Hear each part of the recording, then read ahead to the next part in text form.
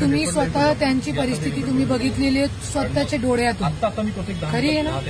तो ते किती डिप्रेशनमध्ये होता आणि किती प्रेशर होता त्यांच्या डोक्यावरती, आणि तेच प्रेशर तो मला करत होता की बोलू नका, मीडियावरती बोलू नका. आणि मी काय वेगळा काय वाईट बोलत पण नाही होती. मी फक्त इतका बोलत होती की न्यायालयाच्या माझे जे ऍडव्होकेट होते त्यांचा धन्यवाद, फक्त इतका मी बोलत होती.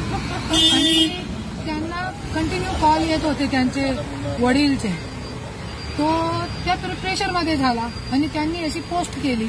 आणि माझ्याकडे सगळे जे खोटे आरोप माझ्यावरती करावतात धनंजय मुंडे, सगळे फेटाळण्यासाठी माझ्याकडे सगळे पुरावे आहे. मी त्या दिखावण्यासाठी दाखवू शकते. त्यांनी जी पोस्ट केलेली आहे, एक मिनिट, त्याचंच आहे का इंस्टाग्रामचं? नाही, उसका अकाउंट नाही. तो कोणी त्याच्याकडनं करून घेतले का ती पोस्ट? पता नाही क्या करवाया क्या नाही करवाया, मी बघितली पण नाही, पोस्ट बघितली पण नाही आहे.